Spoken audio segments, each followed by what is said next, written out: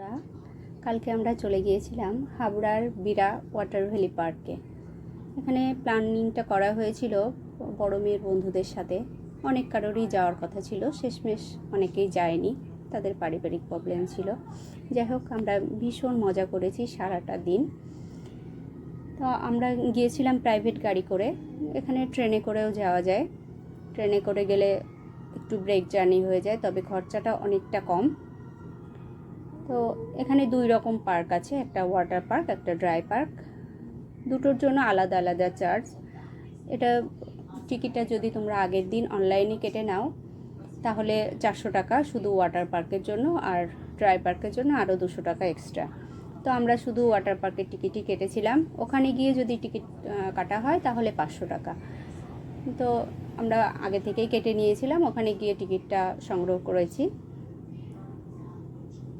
যাই হোক, ওখানে কিন্তু কটন ড্রেস অ্যালাউ নেই, শুধু সিনথেটিক ড্রেস অ্যালাউ। তো সেটা তোমরা যদি বাড়ি থেকে কেউ ক্যারি করতে চাও তাহলে কোনো ব্যাপার নেই, খুবই ভালো। আর সেটা যদি কারোর প্রবলেম থাকে, ওখানে ড্রেসের সব রকম ব্যবস্থা আছে, ভাড়াও পাওয়া যায়, কেনাও যায়। তো ভাড়া নিলে 100 টাকা আর কিনলে 150 টাকা। তো আমরা একটা ড্রেস কিনেছিলাম ওখানে 150 টাকা দিয়ে। এখানে যে ব্যাগপত্র আমরা নিয়ে যাই সেগুলোর জন্য লকার সিস্টেম আছে, তার জন্য আবার এক্সট্রা চার্জ দিতে হয়। লকারের জন্য 100 টাকা আর এক্সট্রা 200 টাকা দিতে হয় জামিন হিসাবে। ওটা যখন চাবিটা ফেরত দেওয়া হয় তখন 200 টাকাটা তাদেরকে রিটার্ন করতে হয়। এটা লেডিসদের আলাদা আছে, জেন্টসদের আলাদা আছে। তো আমরা একটা লকার নিয়ে নিয়েছিলাম। তো সবাই ওভাবেই নিতে হয়।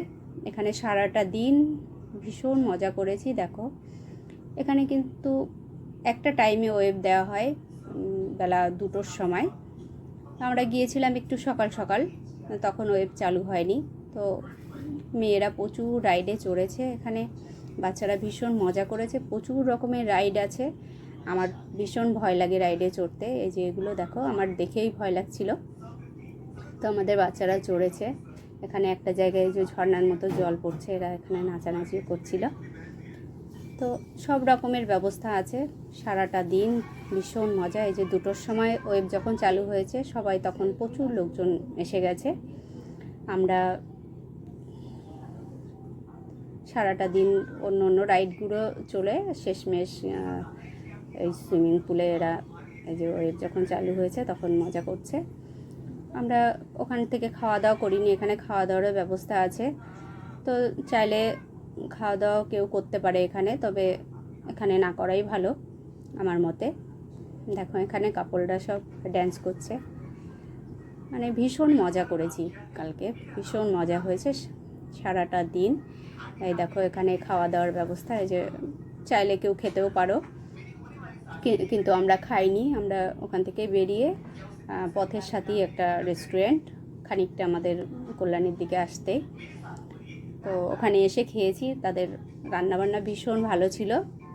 তোমরা যারা কল্যাণী থেকে যাবে চাইলে ওখানে খেতে পারো, ভীষণ ভালো ছিল। আমরা যে থালিটা নিয়েছিলাম, থালিতে যা যা আইটেমগুলো দিয়েছিল প্রত্যেকটা আইটেম ভীষণ ভালো হয়েছিল।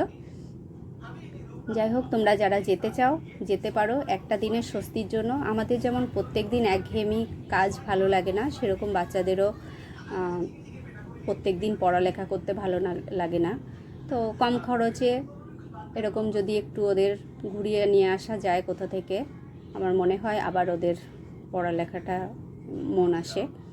তো সবাই যাও, ঘুরে আসো এই গরম থেকে স্বস্তি পাওয়ার জন্য। সবাই ভালো থেকো, সুস্থ থেকো। আর যারা এতক্ষণ আমার ভিডিওটা দেখেছো তাদেরকে অসংখ্য ধন্যবাদ, অনেক অনেক ভালোবাসা তোমাদের জন্য। সবাই ঘুরে আসো, এরকম সুন্দর একটা জায়গা আমাদের খুব কাছে।